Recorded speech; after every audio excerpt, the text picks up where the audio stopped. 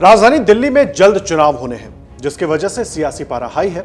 अरविंद केजरीवाल एक के बाद एक घोषणाएं कर रहे हैं, जिस पर बीजेपी लगातार हमलावर है।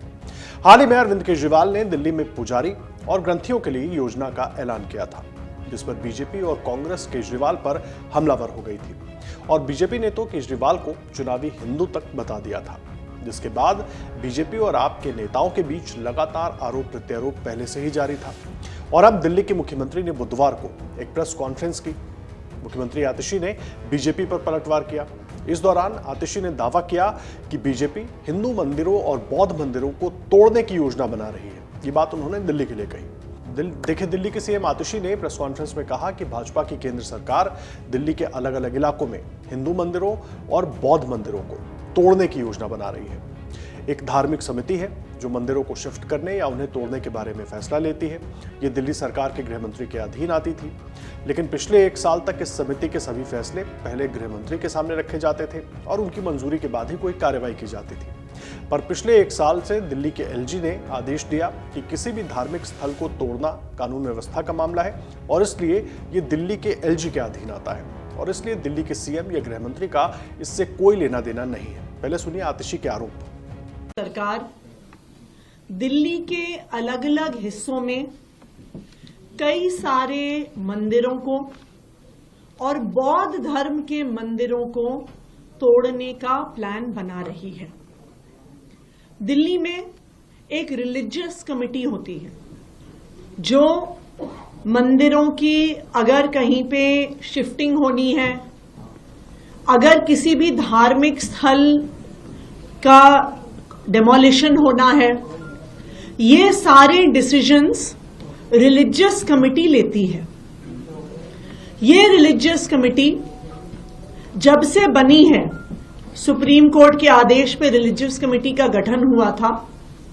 ये रिलीजियस कमेटी दिल्ली सरकार के होम मिनिस्टर के अधीन आती थी और पिछले साल तक जो भी रिलीजियस कमेटी के फैसले होते थे उसको पहले होम मिनिस्टर के सामने रखा जाता था और अगर दिल्ली सरकार के होम मिनिस्टर उसको अप्रूव करें तभी किसी प्रकार का एक्शन, किसी प्रकार की तोड़-फोड़, किसी प्रकार की शिफ्टिंग किसी भी धार्मिक स्थल या मंदिर की होती थी।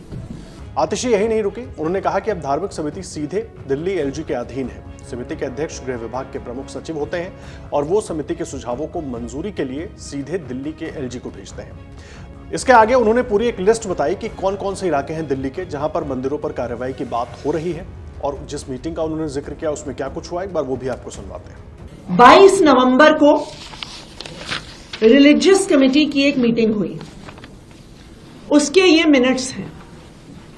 ये मिनट्स मैं इसलिए दिखा रही हूं क्योंकि कल जब मैंने एलजी साहब को चिट्ठी लिखी तो उनके ऑफिस ने कई मीडिया वालों को कहा कि ऐसा कोई भी निर्णय मंदिर तोड़ने का नहीं हुआ। यह सरासर झूठ है। 22 नवंबर को रिलीजियस कमेटी की मीटिंग हुई है और उसमें कई मंदिर तोड़ने का फैसला हुआ है। सबसे पहले एक मंदिर जो 26 ब्लॉक वेस्ट पटेल नगर में है, उसके बाद एक मंदिर जो पॉकेट एंड दिलशाद गार्डन में है, एक मंदिर जो बी ब्लॉक सीमापुरी में है, एक मंदिर जो 395 गोकुलपुरी में है, एक मंदिर जो न्यू उस्मानपुर फ्लैट्स के गेट नंबर 1 के पास है।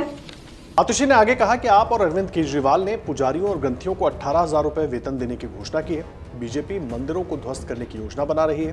धार्मिक भावनाओं को ठेस पहुंचाने के लिए विध्वंस की कार्रवाई न की जाए। देवताओं की किसी भी मूर्ति या बौद्ध मंदिरों को न तोड़ा जाए। देखिए, दिल्ली में जल्द होने वाले चुनाव की वजह से सभी सियासी दल लगातार जनता के बीच अपने अपने हिसाब से नैरेटिव बनाने की कोशिश कर रहे हैं। बीजेपी ने केजरीवाल को चुनावी हिंदू बताया, तो अब आपने बीजेपी पर मंदिरों को तोड़ने का आरोप लगा दिया है। एक बात तो साफ है कि इस बार दिल्ली का चुनाव कहीं ना कहीं हिंदुत्व की ओर केंद्रित होता हुआ दिख रहा है। अब देखना होगा इसका सियासी फायदा किसे मिलता है। अगर आप ये वीडियो YouTube पर देख रहे हैं तो हमारे चैनल को सब्सक्राइब कर बेल आइकन दबाएं और Facebook पर देख रहे हैं तो हमारे पेज को लाइक करें। 8 मिलियन प्लस सब्सक्राइबर, आपके इस भरोसे के लिए बहुत धन्यवाद।